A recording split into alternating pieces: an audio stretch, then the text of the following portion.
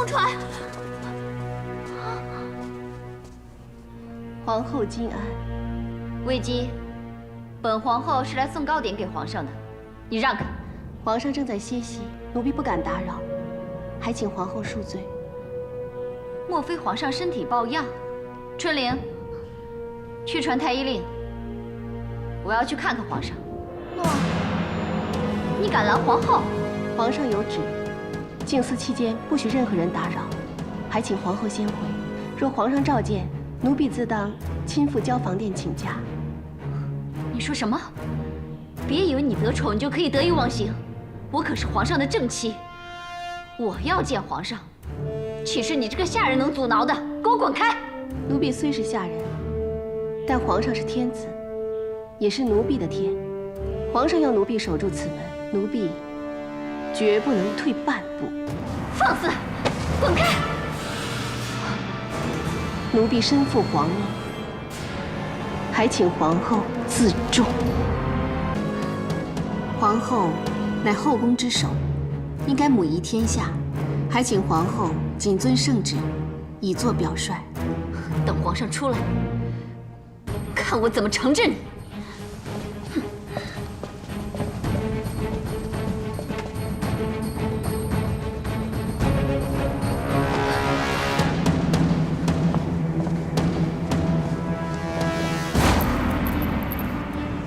皇上是天子，也就是奴婢的天。皇上要奴婢守住此门，奴婢就绝不能退一步。奴婢身负皇命，请皇后自重，谨遵圣旨，以作表率。你的女儿，堂堂大汉的皇后，刚才就被他挡在他的门外。你叫我忍，结果我却如此受欺负。你是不是说皇上在兰陵殿闭门不出，连你都不肯见啊？那很好啊。好？怎么好啊？皇上只顾着和那个小贱人同乐，连见我一眼都不肯，还吩咐那个贱人来挡我。这才好啊！真是天助我儿啊！皇上留在兰陵殿不出，越久就越足以构成魏姬魅惑圣上之罪。哼！莫西王下，褒姒灭周，女子祸国，素来是历代皇帝视为忌防的呀。母亲说的是，这件事情要是让祖母知道，看他怎么收场。哎，你可先别着急，还要忍啊！你现在只管好好孝顺祖母，侍奉在侧。再过几天，让人看看哪一个是贤德皇后，哪一个是妖媚姬妾。到时候祖母自会为你做主的啊！皇帝连日闭门不出，我昨日召见他都没来，今日又不早朝，实在叫人担心呢。皇上心正受阻，应该只是一时之气，所以才会。一时之气，过这几天也该闹够了。禀皇太后，马车已备好。走，去兰陵殿。女儿啊，你一直和皇帝亲厚，魏姬又是你一手提拔的，你要想办法把你弟弟劝出来，否则这事让你祖母知道，后果不堪设想。祖母也是很疼皇上的，只要跟祖母好好说明，祖母她也不会。只怕有人添油加醋。魏姬先前与皇后母女风波不断，我听说这魏姬连皇后都敢拦阻，我倒要看看我这个皇太后去，她敢不敢拦？走。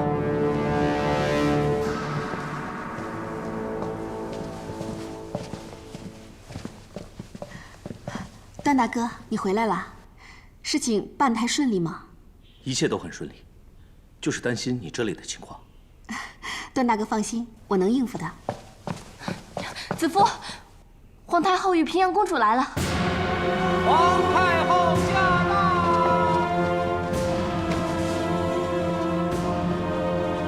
参见皇太后，参见公主。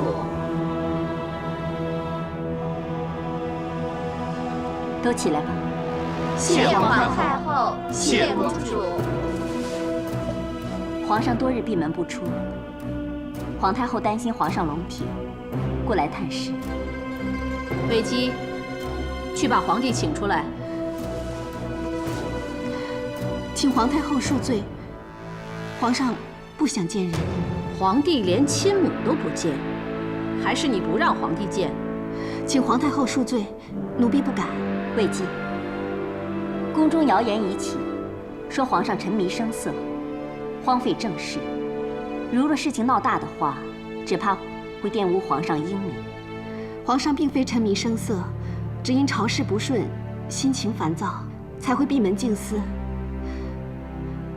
还请皇太后、公主明察。皇帝既是心烦国事，平阳，你进去替亲弟分分忧。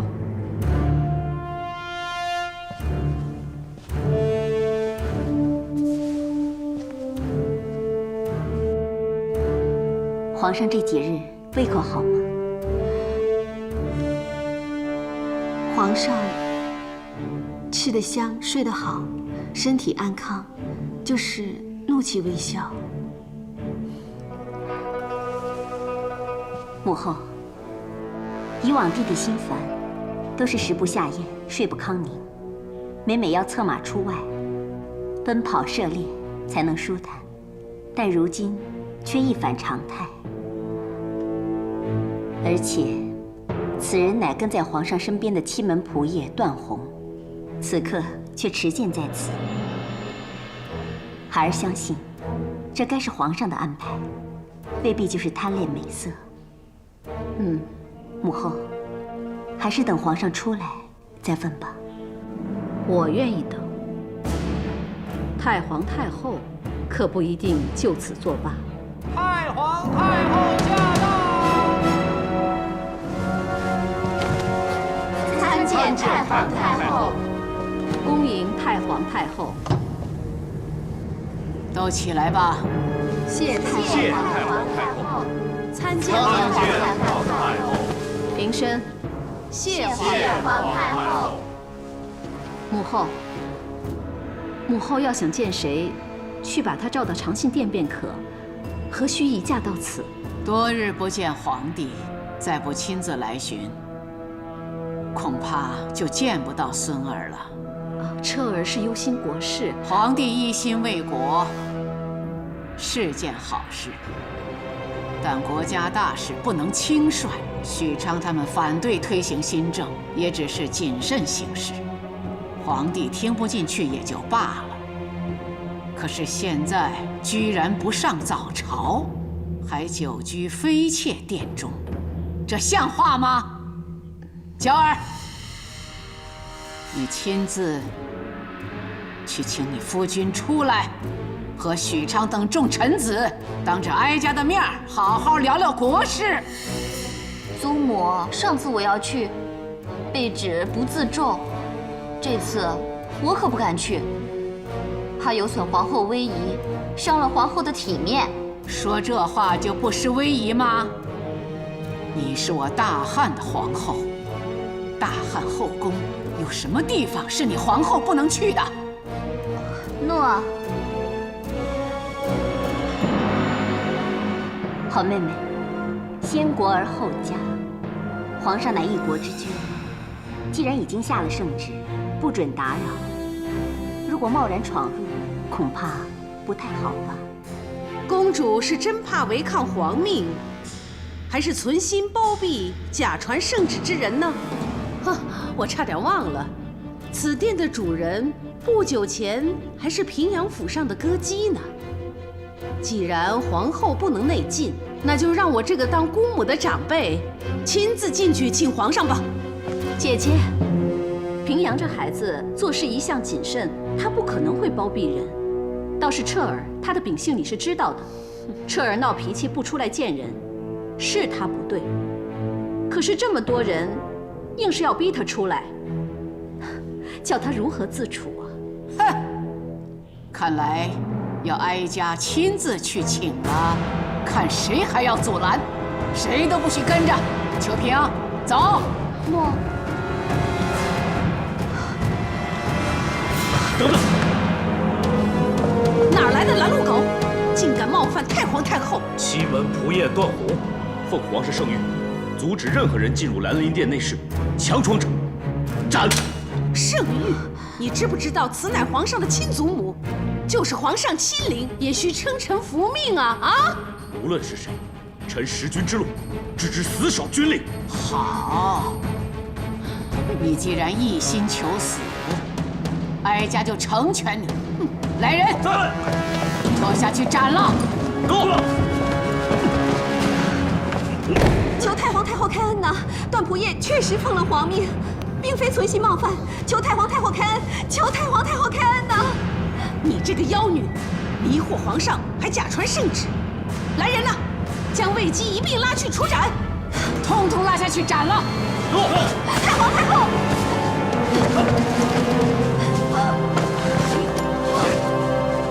混蛋都不要！皇上不在兰陵殿。皇帝在哪儿？孙儿在此。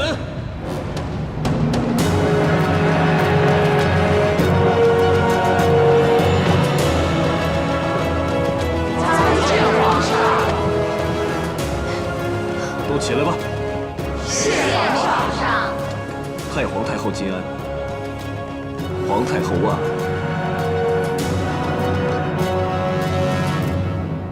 太皇太后，孙儿离宫，亲自去了河南，查吉案开仓之事。既是查案，光明正大，又何必故弄玄虚？彻儿啊，这到底是怎么回事啊？苏母母后，河南太守陈器告吉案，擅发军粮，孙儿深觉不妥，但不想奸臣有机防范，只有假以闭门，暗网查查。朝臣指吉案，擅发军粮，引致军心不稳，所以孙儿执意到边防查查，却发现李将军。臣在。你来说。禀太皇太后、皇太后，臣带兵镇守边疆多年，多是本郡征粮，甚至兵将自耕，从未动用荆棘3合粮草。河南太守陈器诬告吉案，其实是记恨私卖储粮，谋利不成，却罔顾受灾百姓的性命。孙儿已把如此奸佞之徒就地正法了。杀得好！另外，路上查知，济川王刘明称上贡之物受损不能缴，其实私相授受，更杀害欲告密的中尉。孙儿深知祖母仁厚，不忍杀宗族子孙，故派段宏传旨，废弃王位，贬为庶人。不孝子孙，死不足惜呀！难得皇帝仁德宽厚啊！孙儿先前出外视察，也知道有官员以权谋私，没想到狂妄至此。如今终明白陈器等人为何陈词激昂，反对新政，原来是怕心智之下难以与官员疏通，无法中饱私囊。孙儿此次要还吉案公道，更要推行新政，严查所有郡国官员的贪赃之事。太皇太后，陛下，臣等定当尽早商定新政细节，也商讨一下将来军饷的运送。朕觉得由金鸡供应军粮，免地方重担也是好事。李将军，就请你与众卿下去好好商议。臣等告退。吉案留下。臣在。段宏、臣在。魏姬、奴婢在。堂下3人，一个擅自开仓，一个挥剑犯上，一个隐瞒顶撞，又该如何处置啊？其实都是孙儿。哀家不是问你，试问那个连皇后也敢阻拦，哀家的懿旨也敢违逆的人，是不是3个都该死啊？嗯？回禀太皇太后，奴婢以为，一个该赏，一个该放，一个该杀。那哀家问你，谁该赏，谁该放，谁又该杀呢？说！臣以兵刃对太皇太后，罪该万死。臣脚趾开仓，牵连段仆射与魏姬，臣该死。祖母，孙儿让魏姬说。回太皇太后，百姓饥寒则不畏死，不畏死则弑君之危莫如，天下乱之始也。汲黯虽交之有过，但其放粮之举，抚黎民于水旱之患，止祸乱于未发之前，显皇上以仁德之名，应记一功，功过相抵，该放。那谁又该赏呢？昔日，宋国被楚国围攻，解阳受晋景公之命救宋，不料途中被楚庄王擒获，反要他附送劝降。解阳假意答应，脱险后却宁死也要从晋君命，而被楚庄王。解阳坚持承命为信，最终楚庄王赦之，而晋君绝之。今段宏受皇命，背礼而承命，忠君而信诺，该赏。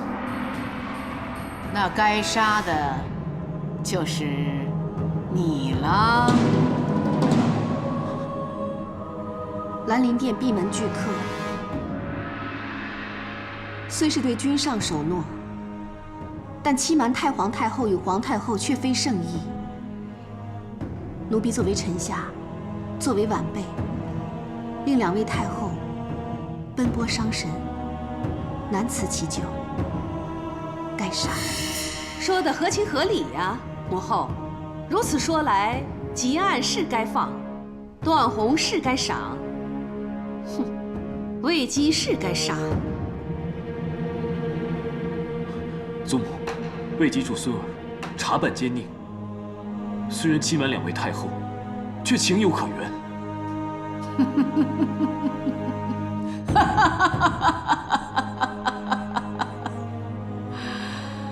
好一句情有可原呐！那皇帝的意思是，这魏姬是该赏，更该放了。既然只是情有可原，而不合法理孝道，自然该罚。就罚魏姬1年内不予封号，着令继续学习宫规宫礼，以彰显太皇太后仁慈。好，好，好，彻儿，那2个人又该如何处置呢？汲黯开仓赈灾，功过相抵，迁为荥阳令。段宏冒死守命，忠信可嘉，赏金500。你等3人还不快谢恩？谢太皇太后，皇太后，皇上隆恩。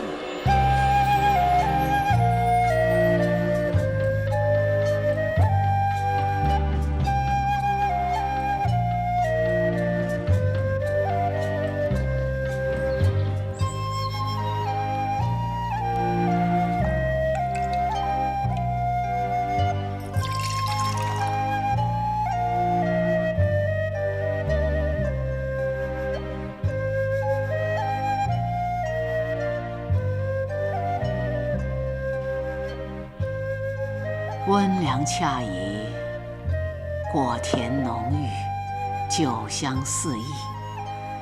彻儿果然长大了，再不是祖母强拉硬抱都坐不住的毛躁小子了，越来越有人君之仪了。是祖母教导有方。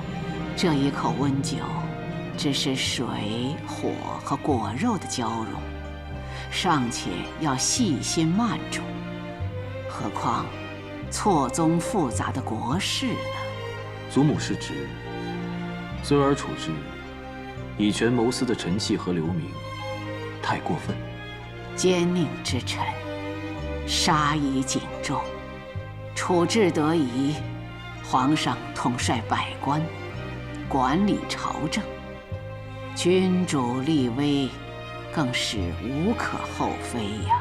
谢祖母，孙儿今后定当尽心尽力，让百姓依风始祖。彻儿有此决心，祖母就放心了。把你祖父与父皇的基业交给你，只是立国策，不同于执法，不能一步登天。祖母还是不赞成孙儿除旧弊，行新制。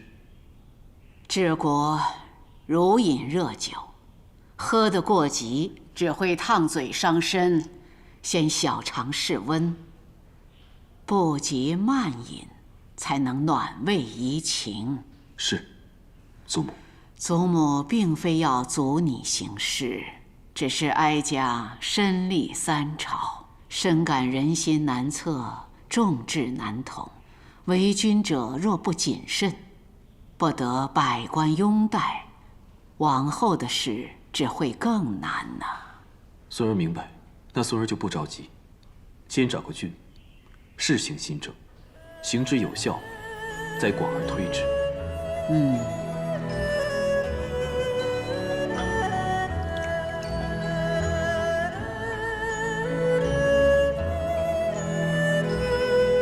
这酒真是越饮越香醇了，酒好，心情就舒畅。哀家倒是颇想听听曲儿了。白明，在。备琴。诺。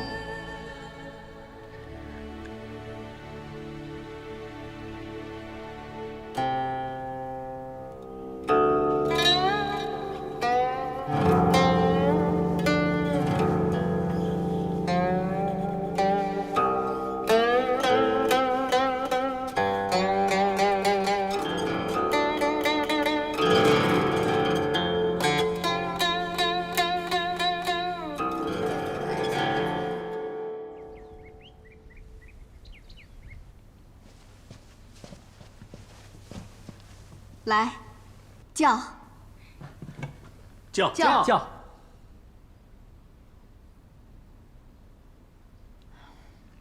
这几天我一直在嘀咕，怎么不用我进寝室？皇上既然在，收拾整理不是更需要用人吗？哎呀，原来是这么一出戏呀！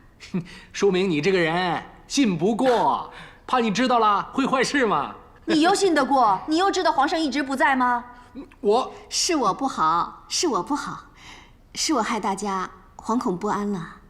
子夫跟段大哥这次能够平安回来，大家就应该好好的、开心的庆祝。今日能够庆祝，最要感谢的是段大哥。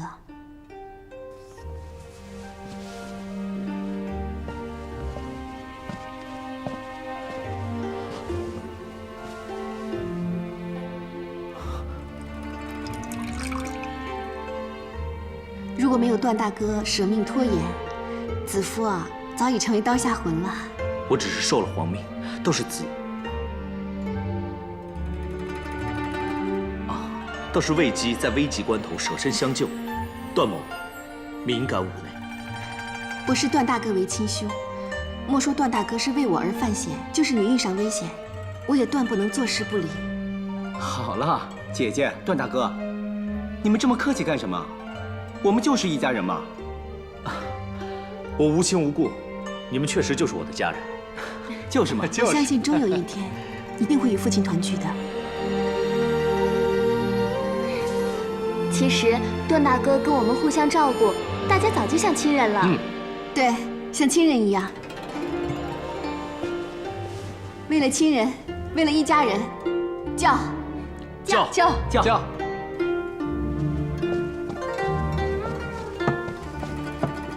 魏姬，皇上召你现在到飞长殿见驾。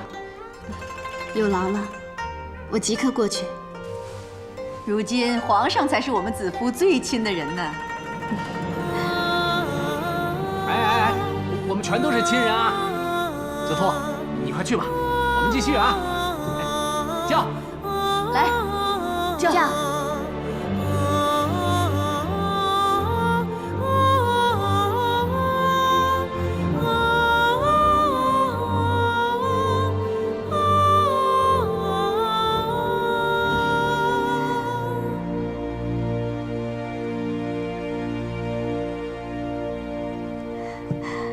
虽然暂时没有正式封号，但喝过这杯酒之后，你我就是夫妻了。陛下怎么能这样讲？陛下的正妻是皇后。皇后，名分上确实如此，可在朕心里的是你。当初叫你闭门拒客，实在是迫不得已。当时朕一想到你会为这事免不了受些罪。这怎么算是受罪呢？你几乎连命都丢了。可陛下不也赶得及回来救我吗？看，我完好无损，丝毫无缺。子夫啊，在我心中，不管名分如何，你才是我相知相交的妻。皇后是皇帝的正妻，而你，但愿与你放下身份，做一对朴实绵长、互相扶持的平凡夫妻。朕出宫体察民情时，见到有老妇将罗英视为珍宝，舍命相护。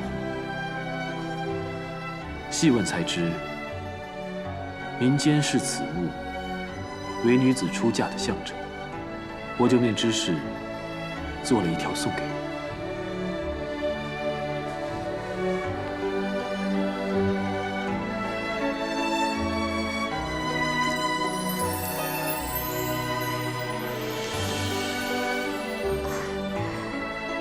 在子夫的故乡，女子出嫁，母亲会一边叮嘱，一边为心腹系上罗缨。只可惜，子夫没有这个机会了。你当初进宫的时候，连个正式的仪节都没有，这罗缨就聊作弥补吧。子夫为我系身，我为子夫系罗缨。陛下，当年高祖皇帝与戚夫人也曾以五色缕相机定情，名为相连爱。送你此物，也是以一缕细丝，紧系你我一生情分。但愿执君之手，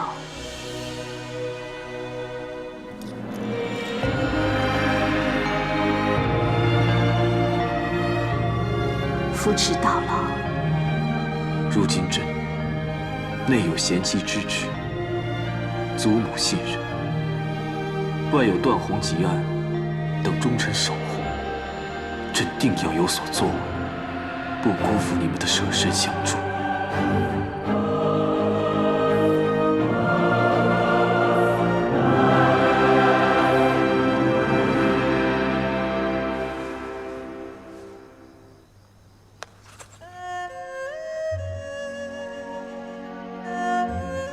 大红哥哥送给你。子夫，大红哥哥，我在这里。子夫，大红哥哥，我迷路了。你别怕，我带你回家。你不是说北斗星可以指出方向吗？可是现在看不见星啊。虽然没有星，但是我可以当你的北斗星啊。好啊，走，走。我视段大哥为亲兄，莫说段大哥是为我而犯险，就是你遇上危险，我也断不能坐视不理。为了亲人，为了一家人，叫。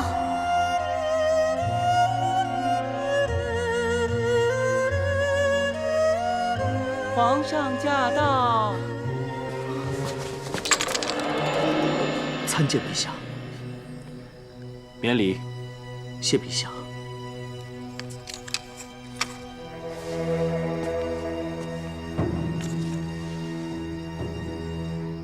段仆爷将这发丝细心保存，必有什么特别意思吧？莫非又是什么民间习俗？是。民间习俗还真不少。看此发丝，有粗有细，非一人所有。难道是与夫妻情缘有关？是男女定情之俗。你将此物随身携带，想必它的主人是你朝思暮想之意中人。到底是谁？是臣数年前戍守边关时认识的女子。我俩相好，便按当地习俗结发。是关外的习俗？啊，既然牵肠挂肚，连结发都放不下，那何不结成连理？你是朕的忠贞之臣，朕为你赐婚。不，臣不敢。为陛下死忠，乃分内之事。何况那女子已嫁作人妇。想不到你如此痴情，念念不忘已做他人妇的女子。往事已矣，朕替你好好留意，物色个好女子。谢陛下，臣已无心情爱，求陛下也别放在心上。看来那女子伤你伤得很深。那好，你以后若有意中人，只管说来，朕即刻为你赐婚。谢陛下。本来朕今日心情大好，带了琴，想邀你合奏。不过既然你……臣不想扫陛下的雅兴。陛下既有琴，臣就跟陛下相和，正好断了这相思苦。也好。至琴。诺。今晚我们只奏激昂励志之乐，朕要扫走你一切忧伤。谢陛下。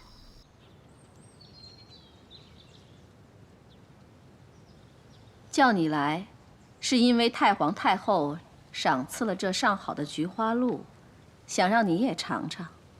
谢太皇太后，谢皇太后。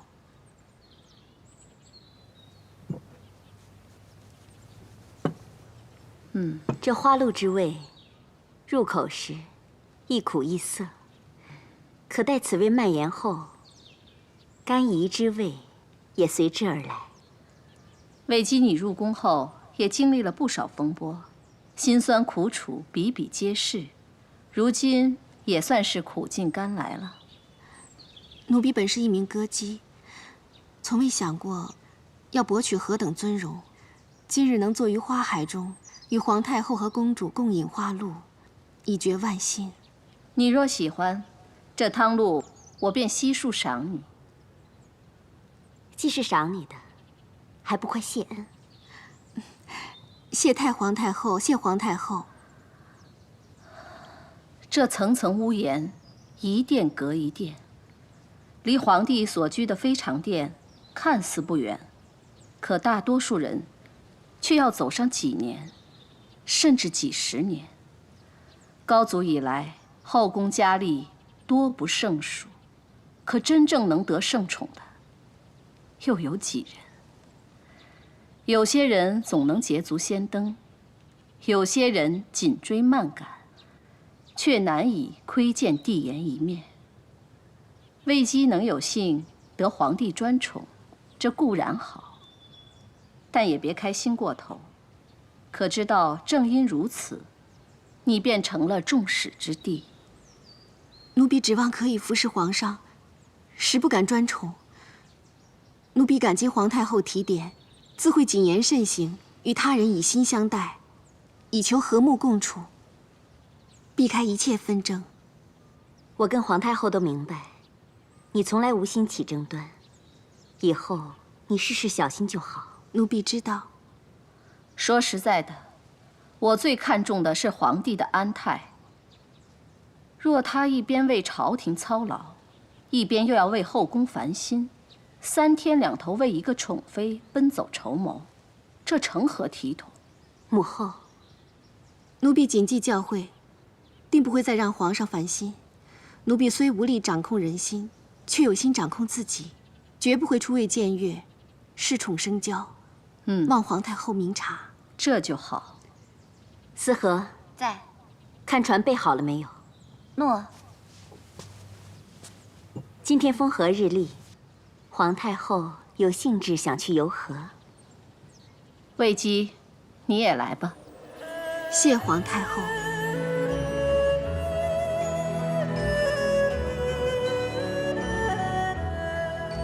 母后与子夫同坐而已，登船游湖，还赐了祖母赏的花鹿。我也总算在回府之前，帮弟弟了却了一桩心事。不知弟弟打算如何答谢我这个姐姐呢？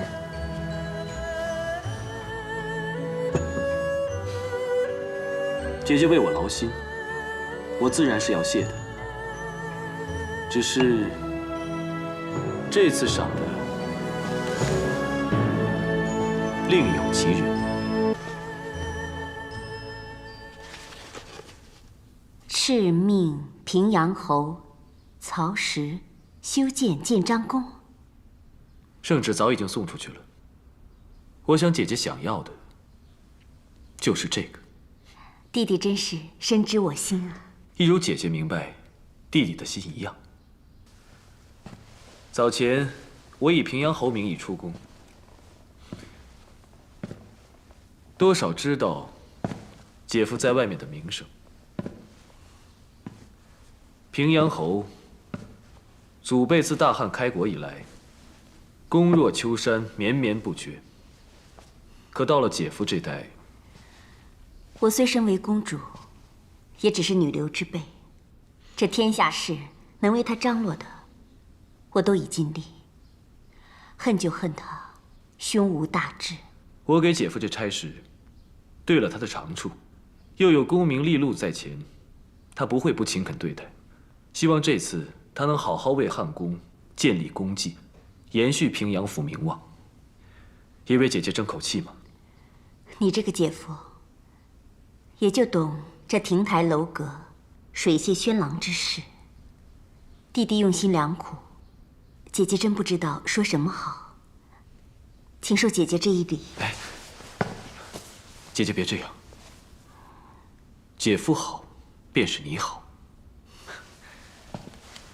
姐姐好，弟弟就安心了。啊，对了，子夫的弟弟卫青不正在建章宫任职吗？他出自平阳府，而且熟知你姐夫的脾性，也算精明能干。不如让他也参与其中，也方便替你姐夫办事啊。我也觉得他不错，就让他协助姐夫吧。弟弟只见过他几次，便觉得他不错，分明弟弟是爱屋及乌。卫青真应该庆幸有一位好姐姐，才能够得到陛下的器重。我不是也有一位好姐姐吗？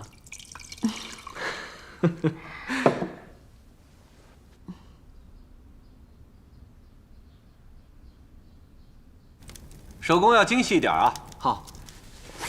月娥，在。一会儿你跟陈裁缝去挑布料，要最好的绒圈棉。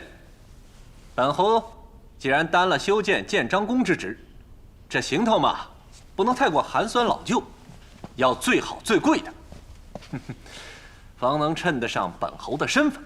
诺。哎，等一下，等一下，这是什么呀？啊，这种有缺口的枣也能端上盘来？平阳侯是皇上器重、委以重任的，侯府一事一物都要精致完好，才不失威仪。奴婢知道了。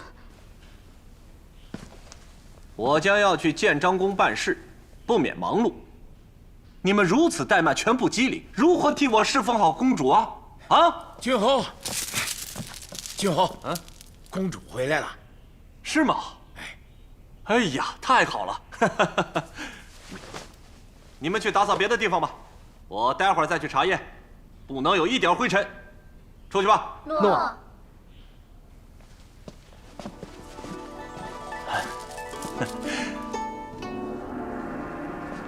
夫人辛苦了。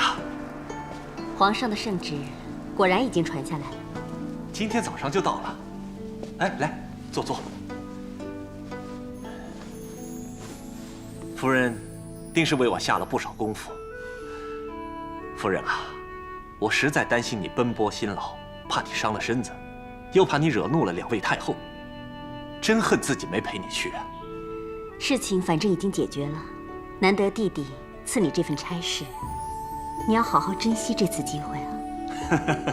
夫人放心，为父一定效仿高祖丞相萧何，当年修建未央宫的雄心壮志，修起一个焕然一新的建章宫。我不要你做出什么丰功伟绩来，只求你踏踏实实、勤勤恳恳，也总算没有白费我为你筹谋的心思。为父知道。啊，夫人先在这里歇息，我已经叫人备了汤沐，做好酒菜，待你梳洗更衣后，我们在偏室边吃边促膝长谈。我还特意吩咐叫人准备了你最喜欢的京酱酒和熊掌豆腐呢。好，我都依你。夫人，你清瘦了。你身为公主，自从委身于我，便一直为我筹谋。我曹石也不知何等福气，能娶得如此贤妻。只要你做好这份差事，不辜负皇上的厚爱，我便宽心了。我曹石这辈子没什么值得自鸣得意的，除了你。若上天堪怜，让我先你而去就好了。要不然，没有贤妻，怕我曹石也独活不了了。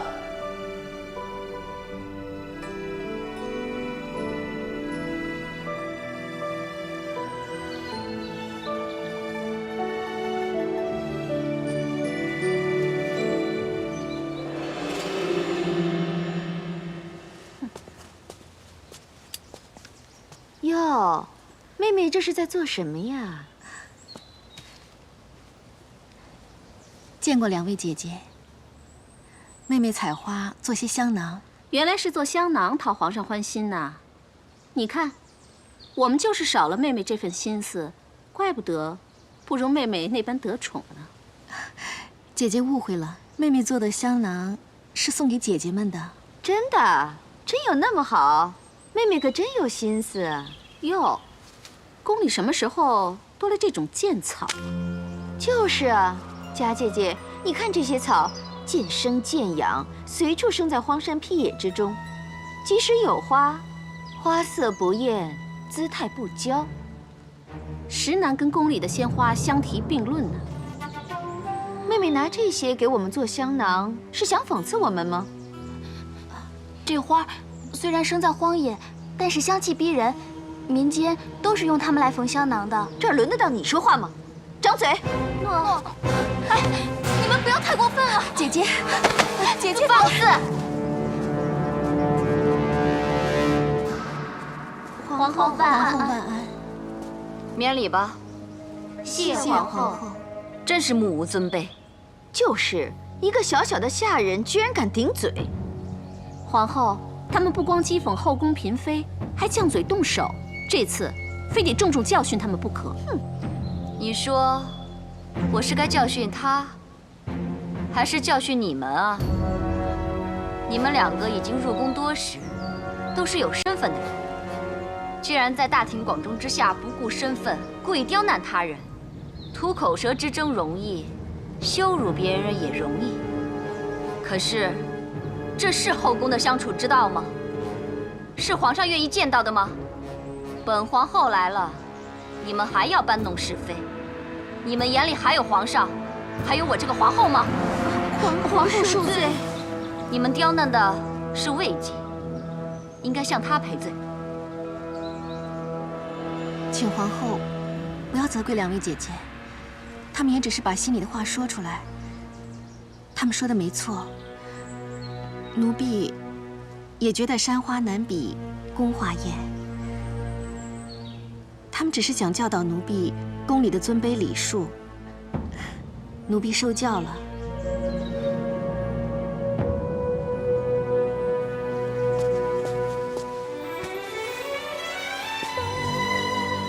奴婢只求与大家和睦相处，结姐妹之情。果然是皇上心坎里的人，宽厚又知大体。你们两个，与其花时间多嘴饶舌，还不如好好去养养性情，修修品德。臣妾谨遵皇后教诲。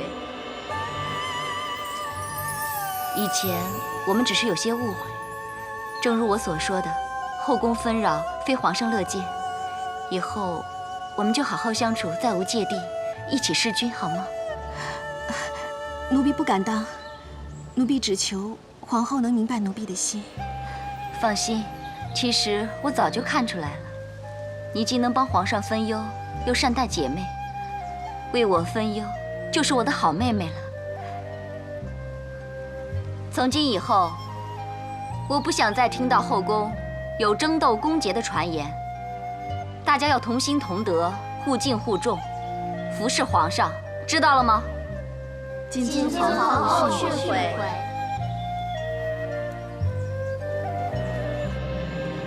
哎，过来过来，啊，来过来过来，放这儿啊。嗯，小心啊。知道了。母亲，啊，这些全是皇后送过来的，没想到吧？佳儿，礼物都可以照单全收。嗯，只是食物嘛，我可就不敢吃了。谁晓得里面有没有？你不要命啦！易叔叔，易叔叔，没事吧？我本来有命呢，被你这么一拍呢，我就没命了。我不是怕它有毒吗？嘘，皇后所赐的，你竟敢说有毒？嘿嘿，你放心，如今什么形势啊？皇后哪敢惹是生非啊？要真是这样，不就和你一样傻了？吃啊！喂。这个世道可真够现实的。太后刚赐了子夫花露，游了湖，皇后就马上见风转舵，来拉了我们子夫了。哎呀，你看事情真简单呀！哎，你看啊，就像这流心糕，外皮虽然是甜的，但里面的馅儿呢却是咸的，表里不一呀。所谓拉拢呢，当中大有文章。易叔叔，那会是什么文章啊？嘿，我女儿问你话呢，你说呀，答不上来啦。哎，好啦，是什么文章都不重要，最重要的是，我跟他们终于有机会和平共处了。我相信假以时日，诚心以待，他们会接受我的。是。接受他？哼，我看到他就想吐。我堂一个皇后，竟要讨好一个佳人子，还要以姐妹相称。如今连太皇太后、皇太后都对她另眼相看，我们怎么好再从中作梗？那些环差耳道也很贵重，真是便宜了他。如今你跟皇上之间的隔膜渐深，你就不得不忍上加忍啊，娇儿。想不到这个贱人如此有心计，先是甘丹、狐媚妖姬这污名，一个翻身，原来是替皇上办事，还一副委屈可怜的样子，功他全领了，我输得好不甘心啊！要论输赢，现在也太早了。他既然故作大方得体，你就要好好利用啊。现在他就是带你回到皇上身边的小舟，你暂且当他是一条船，用完即弃不就成了？可是我一想起他那故作善良的模样，我就觉得矫情。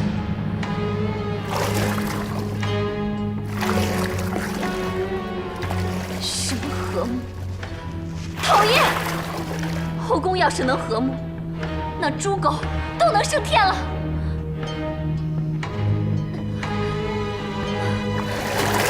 哎，下去！母母亲，好痒啊，越来越痒，我受不了了。哎呀，这玉燕粉是薛御医祖传的秘方，韩言说当年曾轰动民间，让不少本来无所出的都能怀胎，十分的有效。可是母亲，我真的受不了了，太痒了。哎呀，就算受不了了也要忍啊！你若真的想把它压下去，现在就只有一个字：忍。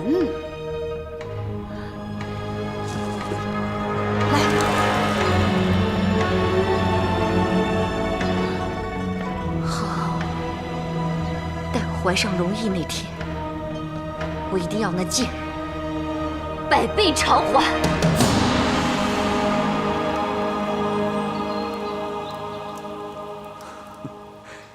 你在画上贴上这些雨点是什么意思？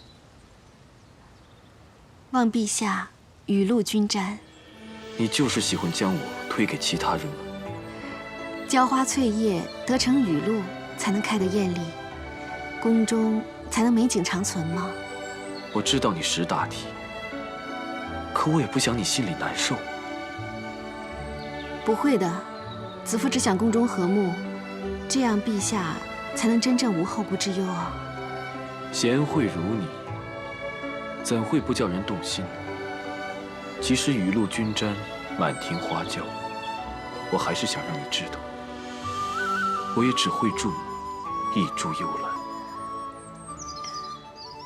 启禀陛下，皇后求见。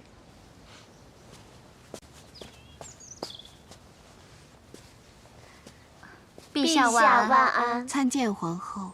起来，起来。臣妾不知魏姬也在此，阻扰了陛下与妹妹。无妨，朕只是在作画，遂传魏姬来侍酒。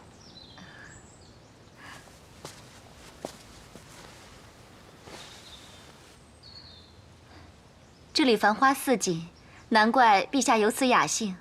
臣妾刚得了一盆晚香玉，此花只在夜间盛开，芳香浓郁，想要陛下一同欣赏。啊，要不魏姬也一起去吧？奴婢谢过皇后，今日奴婢身体不适，想回去歇息，还望陛下皇后恩准。既然累了，那就好好休息。那你先回去歇着吧。诺。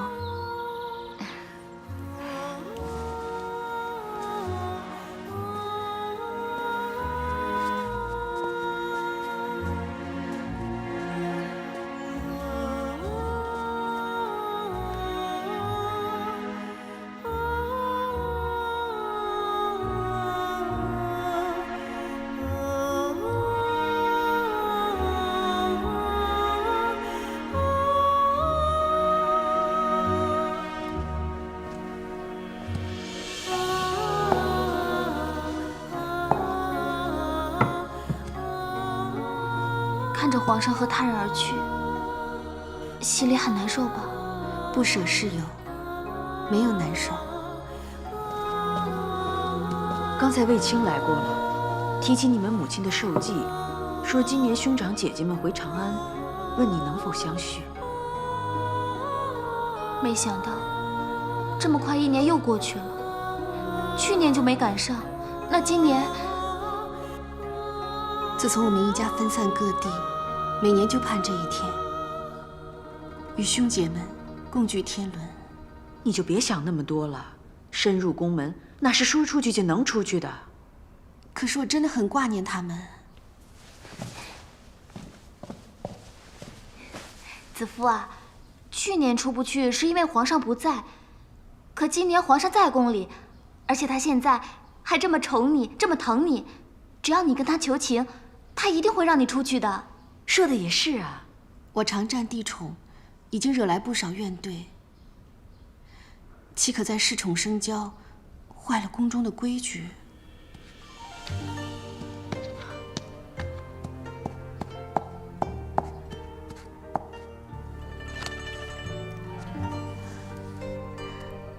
姐姐，我这个好，香气浓郁。嗯。是桂花香，真不错。我这个才好，颜色鲜艳，是芍药吧？我最近啊，总觉得头痛眩晕，目赤肿痛。有了你这菊花香囊，散风清热，看来很快就会好了。你们手上的都不及我这地黄香。是啊，皇后何等尊荣，就只有地黄香才能相称。好香啊，好香啊！你这个是吗？这里好热闹啊！参见陛下。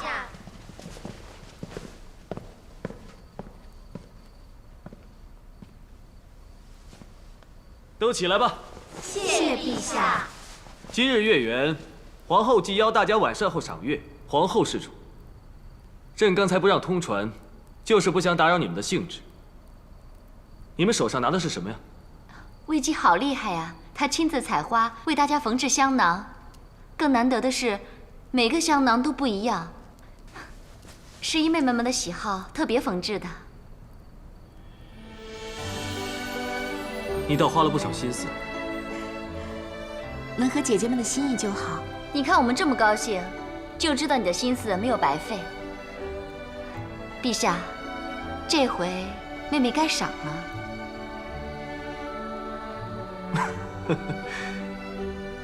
那皇后认为该赏什么？只怕金银财宝入不了妹妹的眼。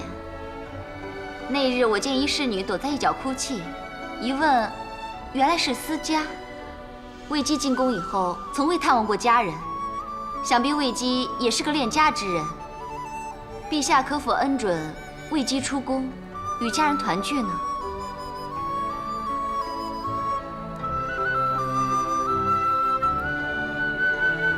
不可，毕竟她还只是家人子，不能因为她破坏了宫里的规矩。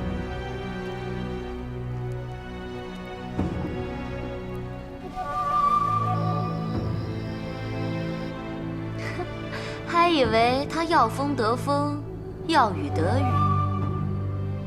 哼，没想到。这比起你等他出宫以后由你趁机独占皇上，还要更加让人宽心啊！可不是，皇上回绝他的时候，他那不可置信的表情，哼，我想想就开心。娇儿，你也别太放心了。皇上这么回绝他，倒不太像平日的皇上。哎，会不会？皇上始终是皇上，怎么会专宠一人？等过些日子腻了，自然就会换人。可是皇后始终是皇后，她说过不会离弃我的，这诺言看来真能守下去。当然希望皇上能够信守诺言，但你一定要怀上龙胎，生个皇子，这样你的皇后之位才能更加稳固。我知道，母亲，这玉燕粉好像越来越痒了。这次啊，薛姨姨加重了配方，药力更强，你可一定要忍。母亲你只管放。那卫子夫看来是朝不保夕，待我有了龙印，看他还怎么风光。好。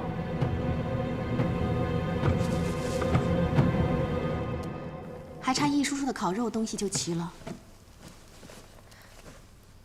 不知道卫青他们买了什么酒祭母。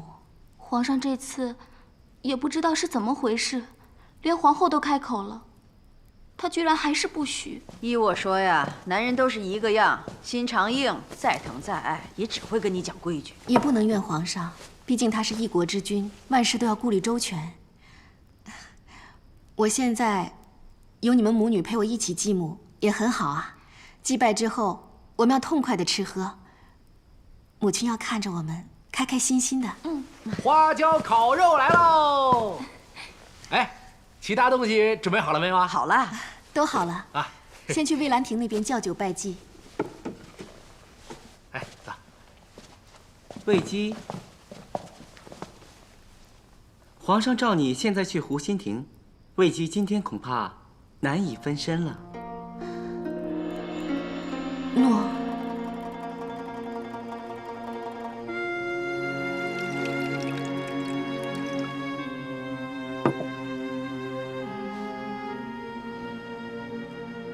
闷吗？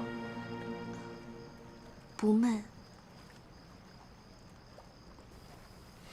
看来该奏乐助兴了吧？诺。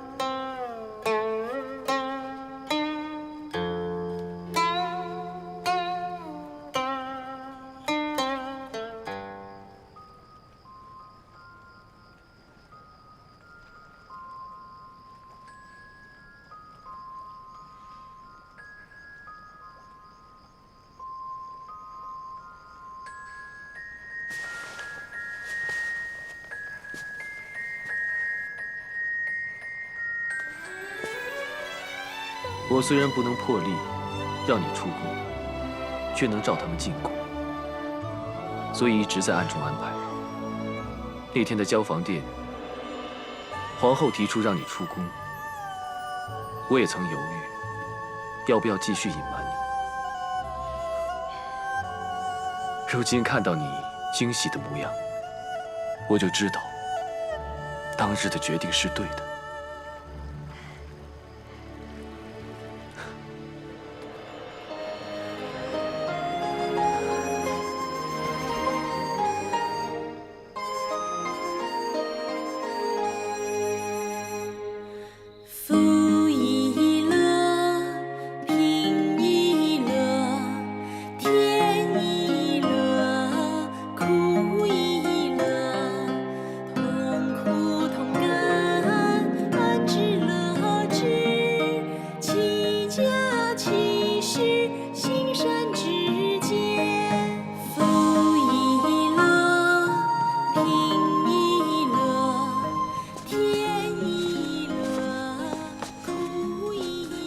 这次你安排得很好，朕要好好的赏赐你。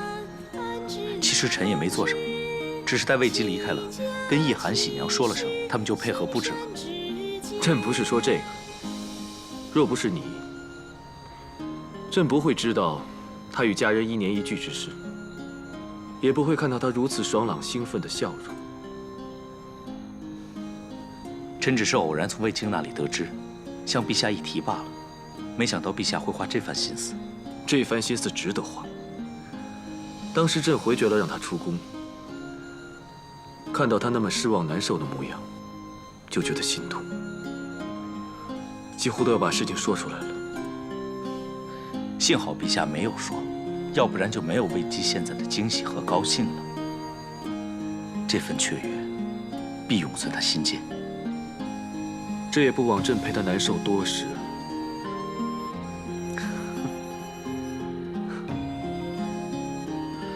臣不阻陛下家宴，先告退了。好。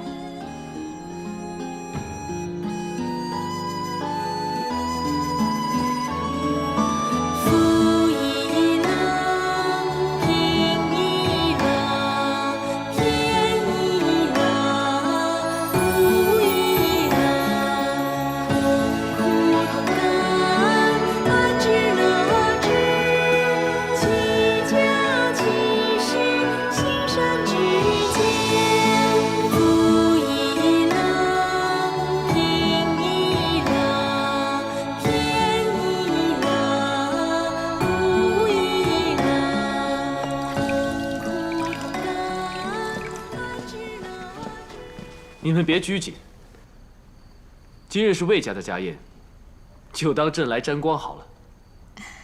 你们就像刚才继母之后，姬月唱歌时那么畅快自在就是了。朕先敬你们一杯，喝过这杯之后，大家就像家人一样，畅所欲言。谢陛下。谢陛下。好了，都起来吧。叫。叫。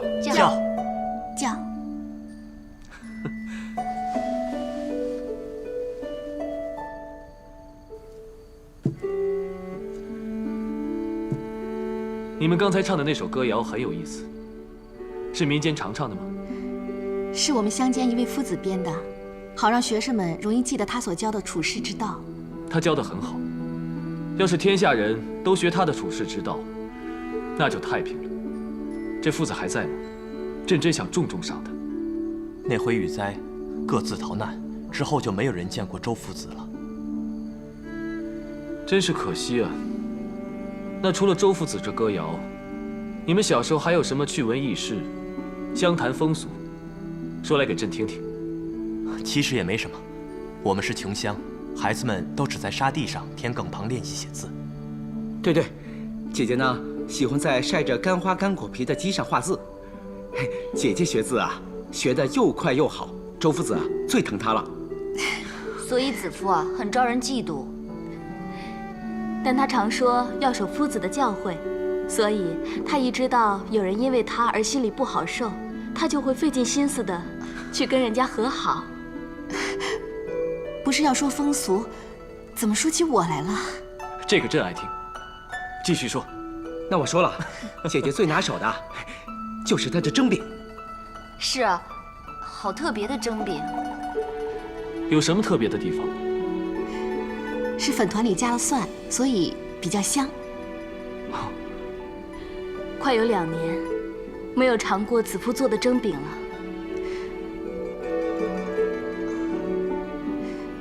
陛下如不介怀，奴婢这就去蒸饼，有叶寒叔叔还有沈家他们帮忙，很快就能好。好，你去吧，朕也想尝尝你做的蒸饼。诺。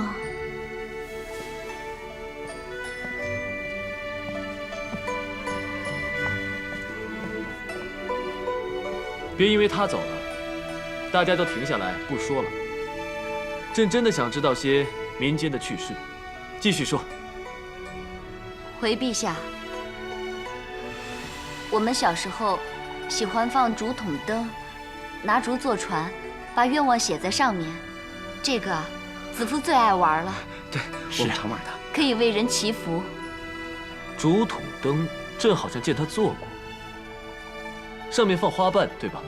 没错，还有一阵儿，我们还爱玩结发。结发？参见陛下。看此发丝，有粗有细，非一人所有，是男女定情之俗。你将此物随身携带，想必它的主人是你朝思暮想之意中人吧？到底是谁？是臣数年前戍守边关时相识的女子，不过如今那女子已嫁作人妇。臣参见陛下。你可知欺君何罪？臣愚昧，未知陛下此言所指。臣万万不敢欺君。你跟朕说你与关外女子有结发之情，这是真的吗？你说结发是关外的民风习俗，这又是真的吗？你还敢说没欺君？陛下，请听臣解释。你无需解释了。此事已有证人，卫青。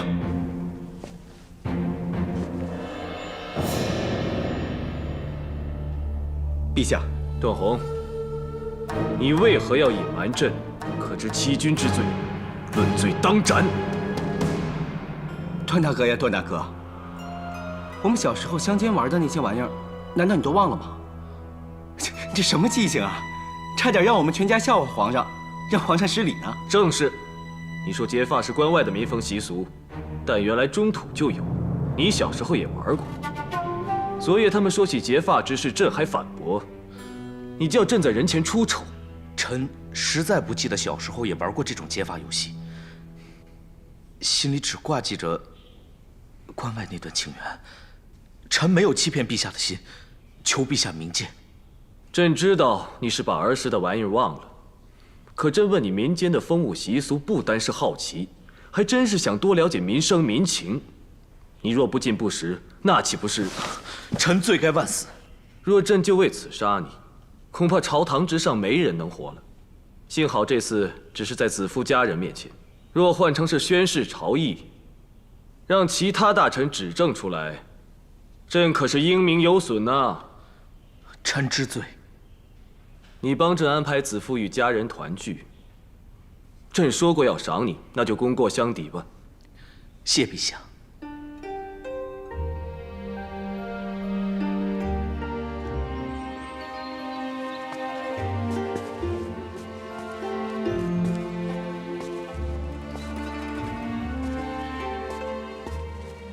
段大哥，哎，卫青，你是不是有事要问我？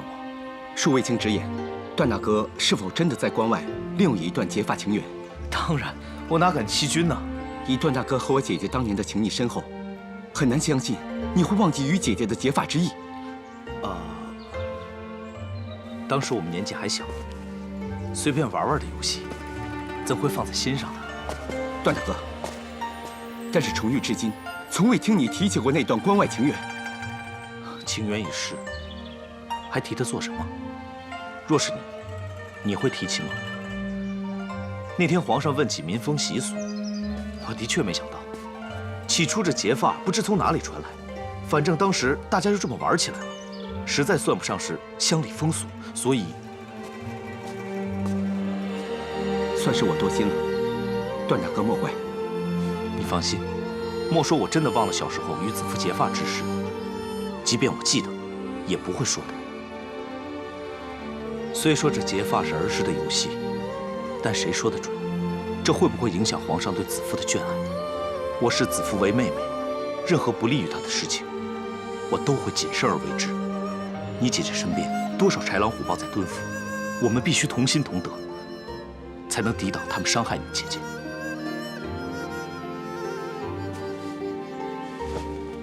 段大哥，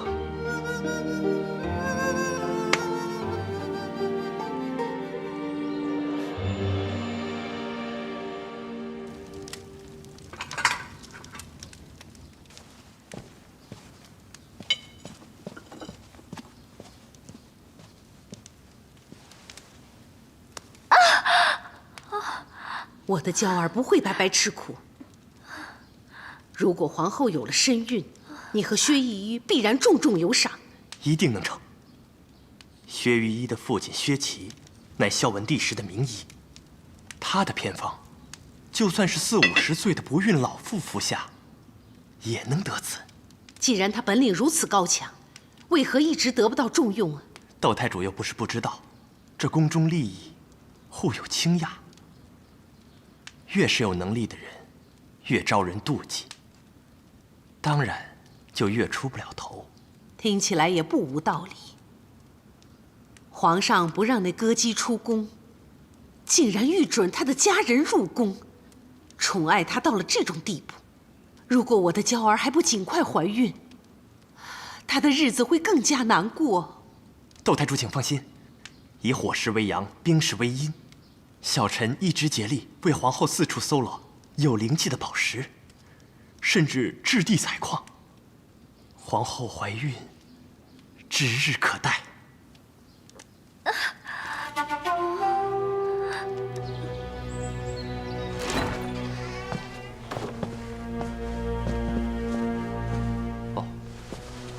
不知韩大夫大驾光临，本侯刚才正商议着公事，未能相迎。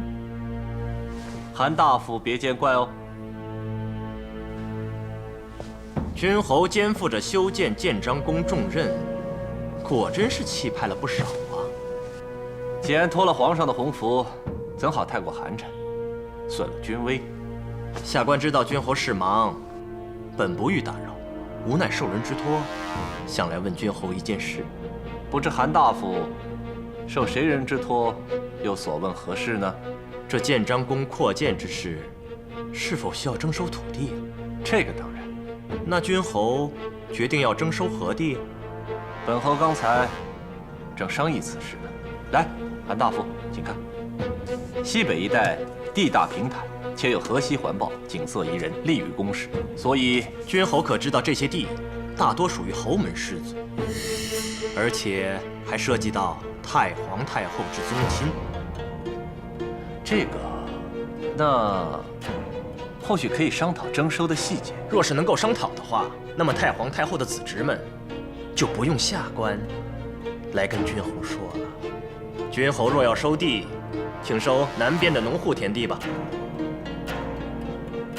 既是农户田地，征收必定影响百姓生计，也会影响朝廷税捐。而且，南边户数众多，牵连甚广，征收虚实。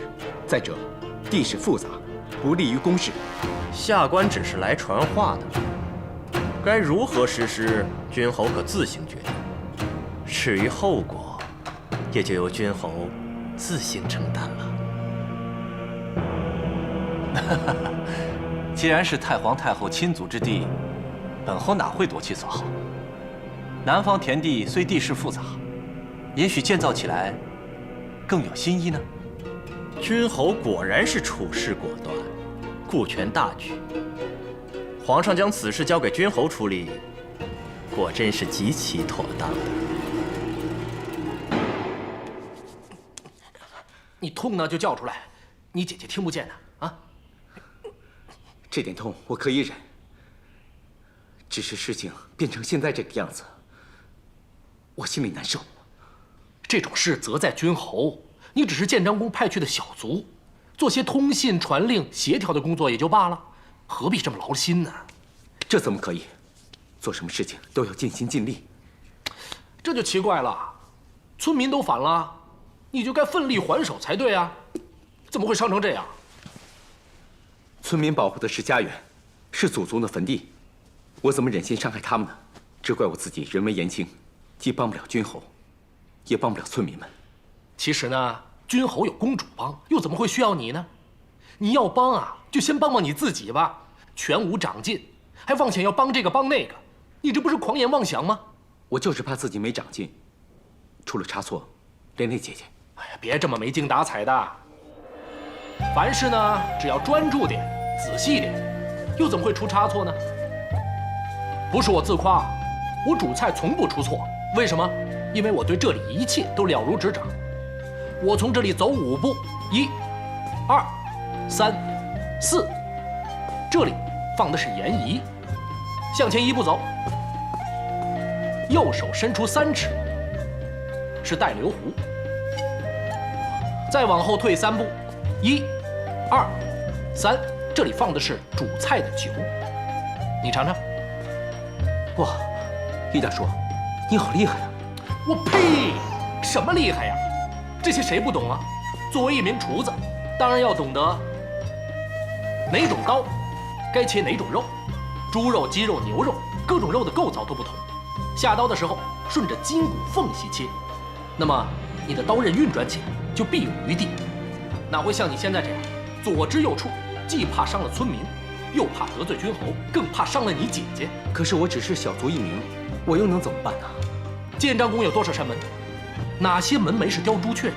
前殿的梯阶有多少级？别以为这些不重要。你若知道了这门楣刻着什么，便知道这门是为何人何事而设置的。若知道了梯阶多少，便知道距离，布防和安排人手就会更加的准确。啊，魏姬，你怎么来了？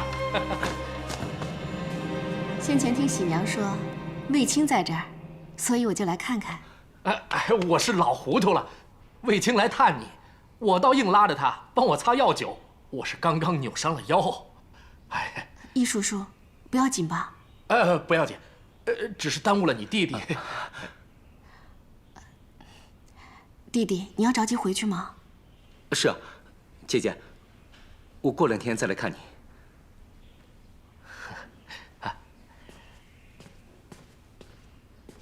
哎呀，他的伤没事吧？真瞒不过你，那你就当做不知道好了，收地惹祸，皮外伤而已。那就好，谢谢易叔叔。哦，易叔叔，我今晚请客，劳烦你饭菜弄得丰盛一点，2人份的。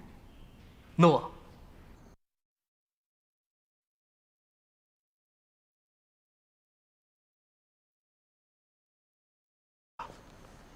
你的客人呢？已经到了。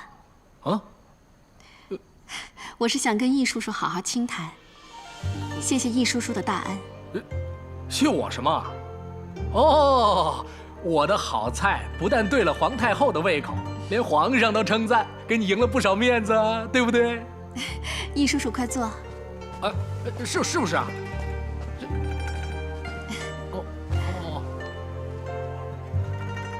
哎。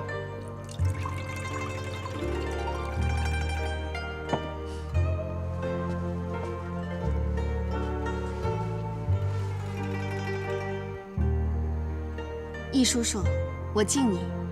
嘿，这是我分内的事嘛，你谢什么呢？哎呀，魏姬，你弄得我还真有点不好意思。先饮为敬。魏姬，你这么多礼，我不饮就是不敬喽。我饮。谢谢易叔叔帮我教导弟弟处世之道，就像长辈疼惜后辈一样。哦，原来我和卫青的对话你都听见了。哎呀，其实我只是随便胡说，乱教他，你不必认真的。易叔叔才不是胡说，你说的每句话都很有道理。易叔叔对子夫的大恩，也不只是教导卫青。哎呀，你说的我是越来越糊涂了。当年，要是没有易叔叔吐出枣核，让沈家滑倒，我散发相扶，我怎么能够受皇上宠幸？哎呀，我只是歪打正着。如果没有易叔叔送我挂饰，子夫今日早已离宫，又怎会成为兰陵殿的主人？第一次可以是偶然，那第二次呢？总不能说是巧合了吧？自从小时候遇到易叔叔，易叔叔送我不争不显不露这6个字，让子夫一生受用。子夫就知道易叔叔不是普通人。既然易叔叔不承认，那定有你的原因，子夫也不该细问。子夫就当易叔叔是上天派来帮助我的贵人。天意也好，人为亦好吧。魏姬你心善，留在皇上身边是万民之福。这杯我敬你才对。易叔叔过誉了，子夫哪有你说的这种能耐？啊，你没有这种能耐吗？那我也没有你说的那么神妙啦。易叔叔无需谦让，反正一切尽在不言中。尽在不言中。好。易叔叔，让我们今晚多喝几杯，好好畅谈。那我就不客气了。可若是我饮醉了，可不要怪我偷懒才好啊。好。来。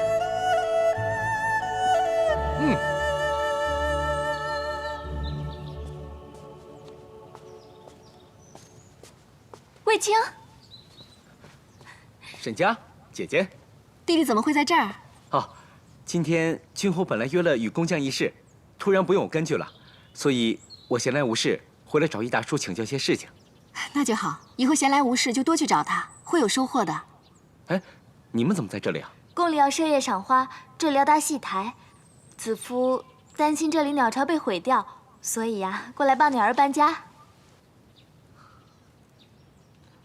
怎么了？你今天有没有去过蔚兰亭摘花？你怎么知道的？这个是苍耳的种子，宫里只有通往蔚兰亭的路上长有苍耳。你今天还摔了一跤，没有受伤吧？这你也知道啊？因为你的躯躯上有污泥迹嘛。脸也脏了。你的耳环少了一只。啊，应该是今早跌倒时掉落的。啊，那应该还在那边，我先去找找。子夫，我先去找一下耳环，马上就回来。去吧。弟弟现在观察入微啊，挺好。原来事事留神，果然有用处。弟弟，你不是要找易叔叔吗？快去吧，他今日要出宫采货，去晚了就来不及了。不用我帮忙吗？你记得平阳府的书阁吗？我以前每天爬上爬下去打扫，这种小事还要你帮忙吗？快去吧。那姐姐小心一点。嗯。陛下，这次的脚底戏跟以前的大不相同，戏台要够大才气派，又可以让宫里更多的人观赏，增进大家的感情。既然皇后有此安排，窦红，到时候太皇太后也会来看戏。戏台上下的侍卫如何分配，你全权安排。诺。关于建台的工匠，臣妾已经安排好。 各宫殿的人也都通知了，陛下只要来看戏就好了。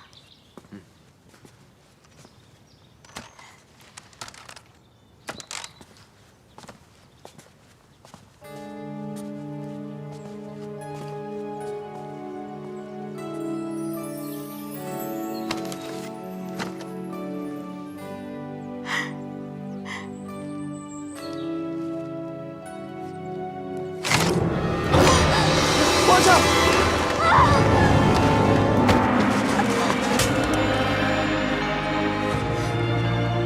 你没事吧？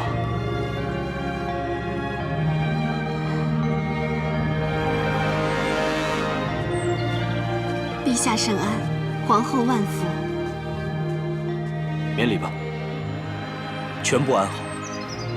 魏姬请放心。太好了。魏姬怎么会去摘鸟巢啊？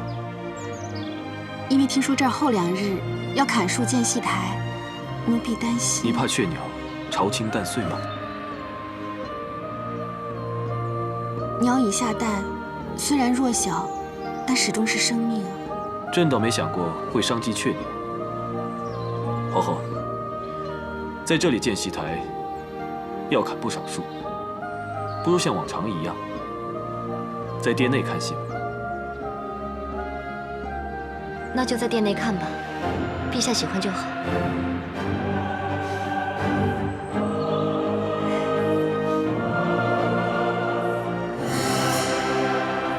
我已通知各宫殿要建台演戏，现在才说不建，就为那雀鸟下蛋，岂不是怪我不能生？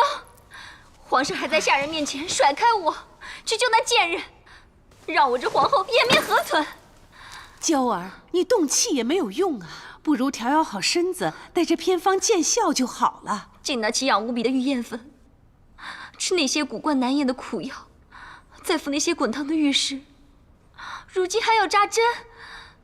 娇儿啊，你不会白吃这些苦的。若有人敢让你白吃苦，母亲定会替你追究算账。到时候只怕有人保不住项上人头呢。窦太主，小人献上的宝石越来越亮。 殿内赤海棠也越开越盛，皆乃吉兆啊！喜事自会到来。皇后，臣已经准备好。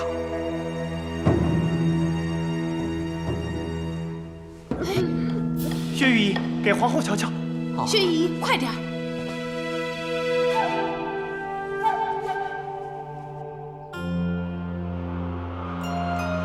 春莲。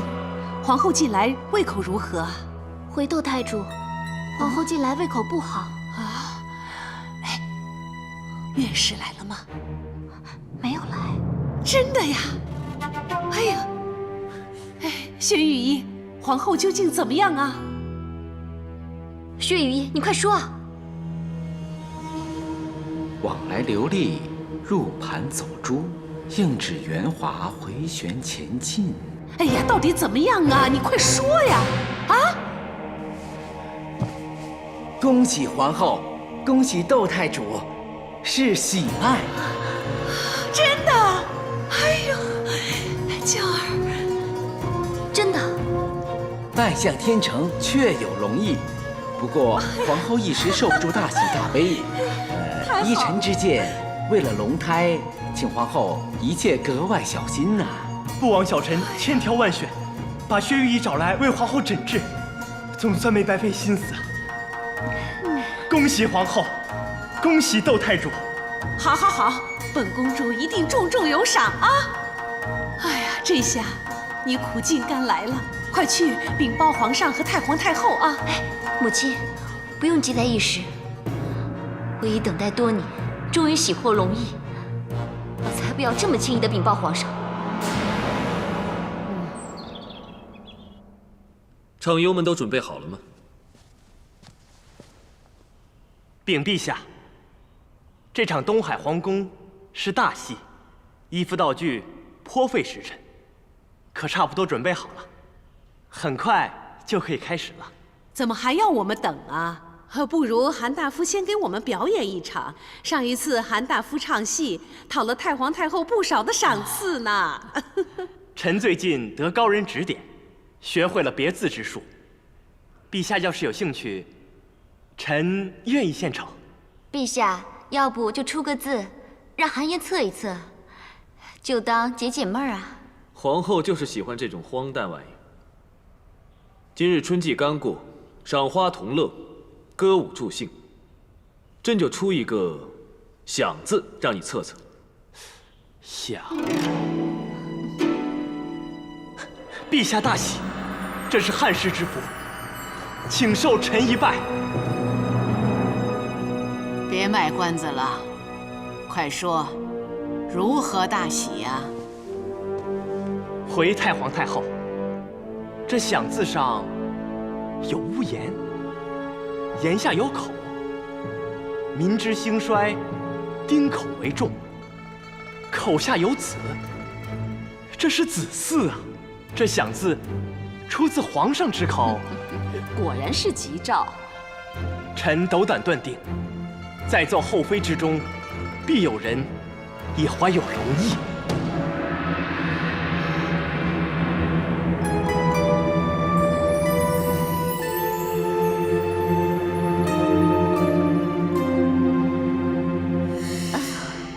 你怎么了，娇儿？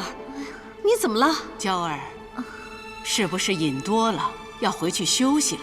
其实娇儿近日食欲不振，还常常觉得恶心难忍，头晕乏力，晚上又嗜睡多梦。那是否看过御医？臣妾看过御医，御医说，皇后有了身孕。真的吗？是。此等天大喜事，为何不早说呢？臣妾是想等再稳妥些，因为毕竟这是皇上的第一个子嗣，所以还是谨慎些好。来人，速传太医令。恭喜陛下！你这字测得奇准，朕必重赏。谢陛下。恭贺陛下，喜得龙意。好，不枉娇儿一直小心饮食，调养身子，终可为皇帝添子添福，为皇宫添生气。你们可都要以皇后为榜样，为我大汉延绵子嗣，开枝散叶呀！谨遵太皇太后教诲。本来我以为魏姬深得皇宠，必会先有身孕，没想到上天眷佑，给我这样的机会。哎呀，娇儿，你也别太自谦啦。从来子息天地，定是上天福泽善人，佑我大汉，才让你得这龙胎啊！窦太主说的是。的确是天恩浩荡，福泽皇后。恭喜皇后。魏姬说得好，待会儿太医令诊断确切了，你们都有赏。谢陛下。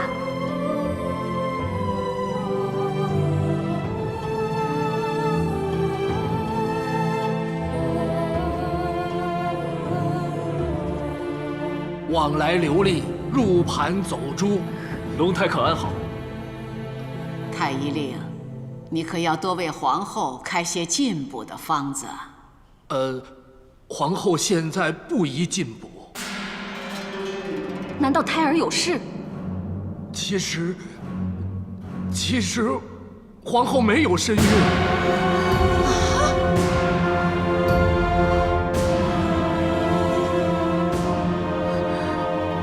皇后说，曾有御医诊她有孕，可你说没有。到底谁对谁错？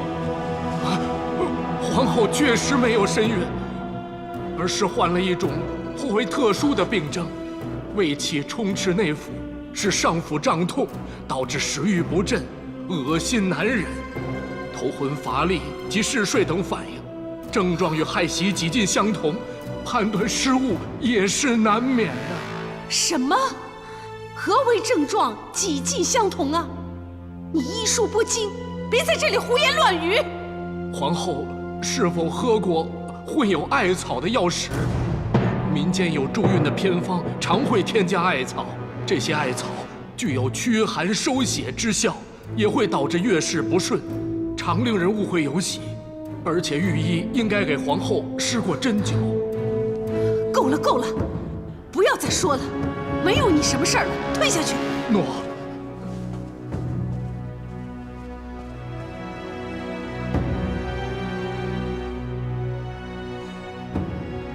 皇后既然是病了，那就好好调养吧。娇儿，不要太过伤心了，你还年轻，来日方长，现在调养好身子，日后一定会有机会的。祖母是不是累了？啊，是啊，今天是的确有点疲累了。那孙儿先送祖母回宫吧。你们继续看戏尽兴。不过皇后身体不适，也不宜玩得太过。恭送太皇太后，恭送陛下。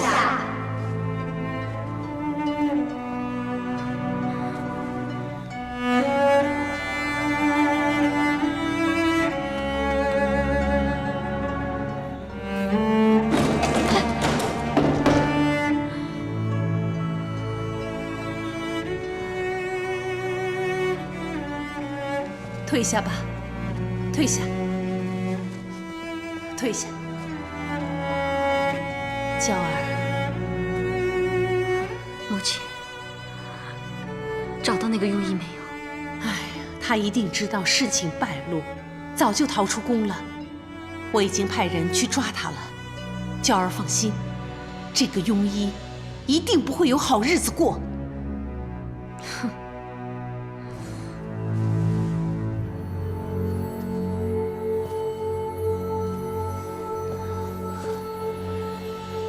不是跟我一样，还说要扬眉吐气，要风风光光，结果却在所有人面前丢尽了脸。皇上始终没有怪罪于你，也没有深究我们常试偏方之事，证明皇上还是很顾及你的颜面啊。哎，娇儿，我现在还有什么颜面呢？哎呀！那个贱人一定笑破了肚皮，皇上也一定恨死我了。祖母当时期盼的笑颜犹在眼前，大家的甜言蜜语犹在耳边。不管他们是不是真心，我都觉得好幸福，娇儿，好风光。还有那个贱人，阿谀奉承，皇上一直都看着我，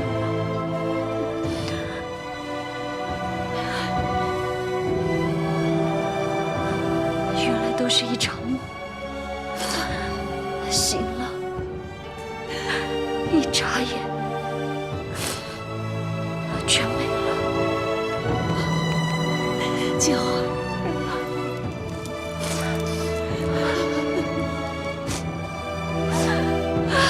别难过了，娇儿。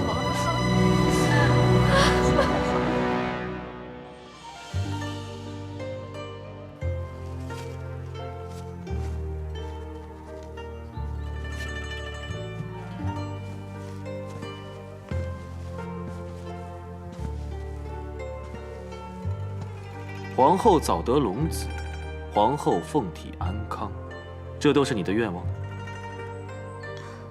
不用了。为何你为皇后起这么多愿？为朕的，却只有皇上国事亨通。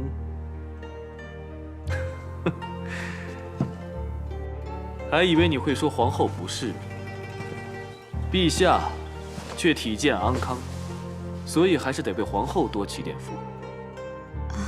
可不就是为了这个？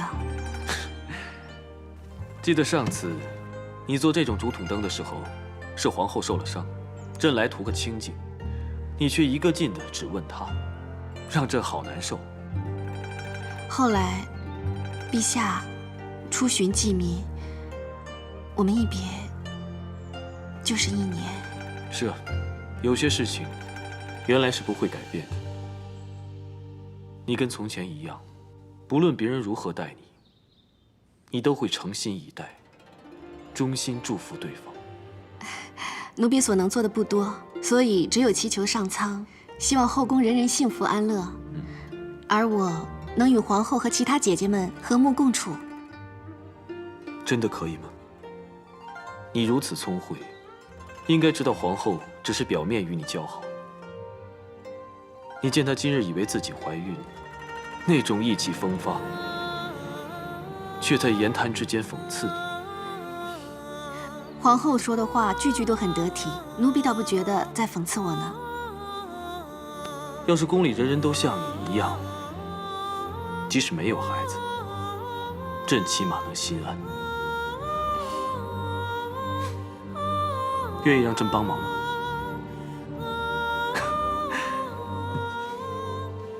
让朕亲自刻一句“子夫安好”，送去祈福。有陛下在奴婢身边，一切自当安好，不用祈福。朕明天又要走了。李广报称边疆有异，朕准备去一趟上郡复试，亲自查看。那里风沙猛烈，陛下要注意身体。朕倒是没什么，可朕最放心不下的就是你。之前朕2次出宫，你都几乎出事。这次皇后心情又不好，不知道会不会又生出什么事端。慎重起见，朕已命段宏留守宫中，保你安然无恙。谢陛下，奴婢自当做好本分，不会惹皇后烦心。请陛下安心出巡。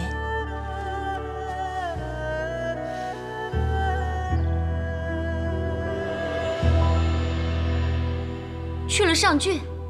是，突然来的消息，说什么外敌在边关扰乱，伤了些百姓。就这样一声不响的走了，连看我一眼都不愿意。都怪你！小的知错，这回都怪小人认人不清。但是几经辛苦，小人已经将徐庸医处置了，帮皇后出了口恶气。小人求皇后看在韩嫣从小尽心侍奉皇上，又是和皇后一起长大的份上，饶恕小人。饶恕你？这次就饶了你，不要在这里碍眼了，回去好好想想如何将功补过。退下吧。谢窦太主，谢皇后开恩，小人定当全力补过。小的告退。娇儿，这个韩嫣人脉甚广，我看还有用得着她的地方。你暂且忍一时，往后让她加倍奉还。母亲，你叫我忍，我忍，多难受我都忍了，当中吃了多少苦头，母亲你是一清二楚的。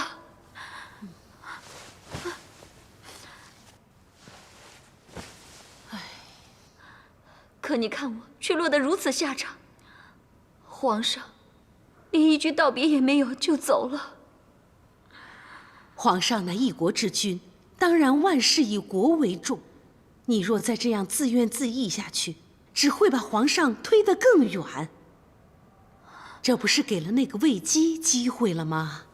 来日方长，我倒要看看魏姬那个贱人，她能够得意到什么时候。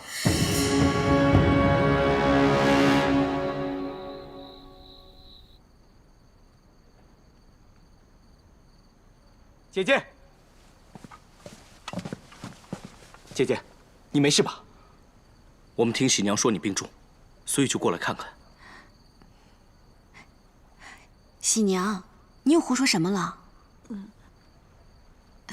你们看，我这不是好好的。可你最近确实是吃不好、睡不安、提不起劲儿。我不过是说的夸张了一点儿。我只是小事，如今要卫青赶来，又让段大哥连夜奔波，若耽误了段大哥的公务或者休息，叫我如何心安呢？皇上命我保护你，你的安危就是我最重要的公务。虽然没有喜娘说的严重，但你的脸色不太好，真的没事吗？我没什么，可能是皇上不在，我总有点担心，所以心绪不宁罢了。还是叫御医来吧。嘉儿刚去请了。哦，那待御医来，确定你没事，我再回去。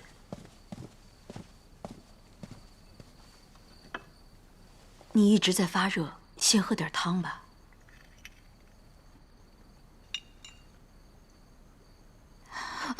姐姐，魏姬，这阵子常发热吗？是啊，可也不太严重。不如让我来把把脉。你也会把脉？有劳易叔叔。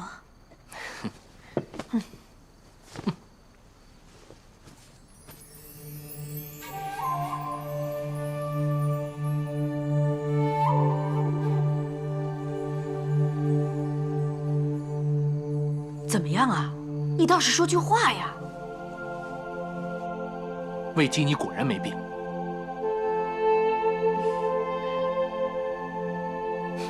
你有喜了。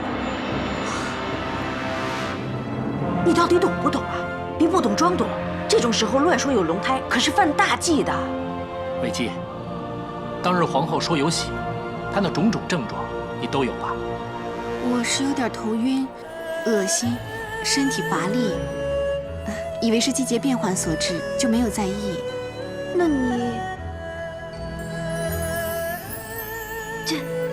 这还越说越像了，难道真的有喜了？易叔叔，那我赶紧追出去，让嘉儿请最好的御医来。哎，你别弄错了，像皇后一样被人笑话。哎呀，你现在应该赶快去拦住嘉儿，千万别让她去找御医。你这话什么意思啊？难道你是信口开河，怕被揭穿吗？魏姬有喜，那是千真万确的，但是现在如果被御医诊断出来，必定会震动宫中上下。那才好呢，就是震动宫中上下才威风嘛。哎呀，皇上不在宫里，这些威风不要也罢。为什么？这种时候怀孕极为不利。皇后先前因为误会怀孕而大为失落，如果现在被她知道姐姐有孕，必定会心生怨怒。所以，最安全的办法就是装不知道。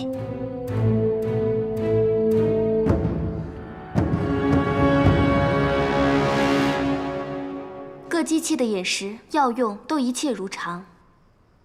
没有人拿什么安胎助孕之药食吧？没有。哼，那就好。皇后，虽说一切如常，唯独兰陵殿那边记录不全。拿来给我看看。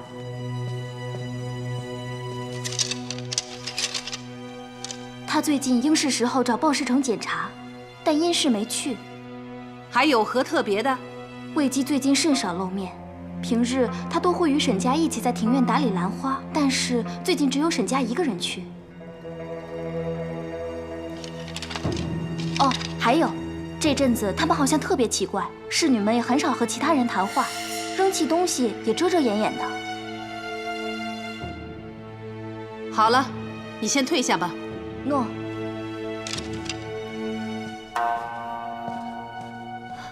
母亲。那个贱人不至于这么好运吧？别急，先查清楚。那个贱人要是怀孕却秘而不宣，可就太好了。这世上意外之事常有，一个不小心，随时都有可能滑胎。既然谁都不知道这个小贱人她有身孕，如果出事，那可怪不了谁。只能怪他自己了。这就是聪明反被聪明误。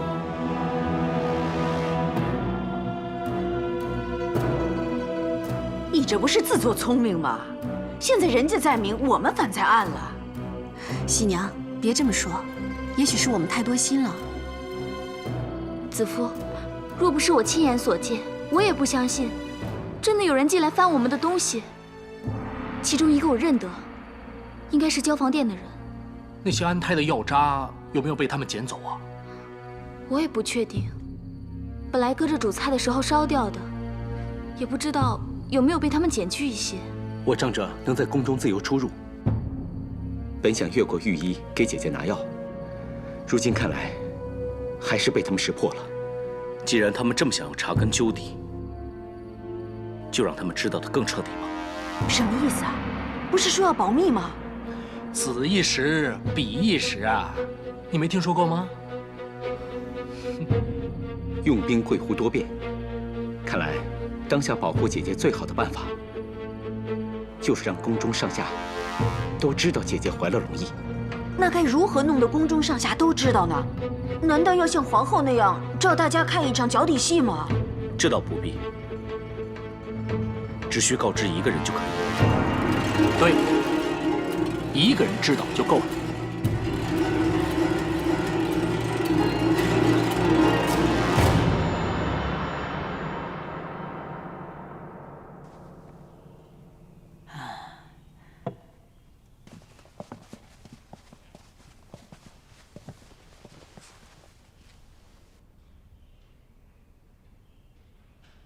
娇儿给太皇太后、皇太后请安。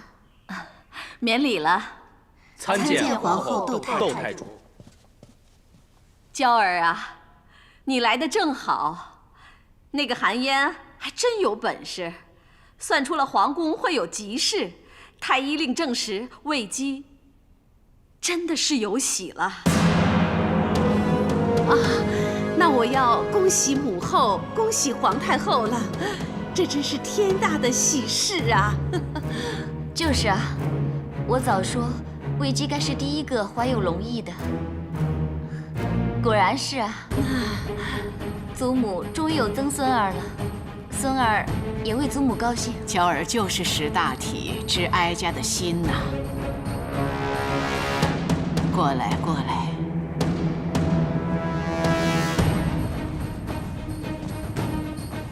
这可是皇上的第一个孩子，是皇宫上下的头等大事啊！这是当然。现在彻儿不在宫中，虽然兰陵殿的人会贴身照顾魏姬，又有段仆夜做保护，但哀家仍然无法完全放心。娇儿，你乃6宫之首，掌管后宫事务，哀家就将魏姬交付于你了。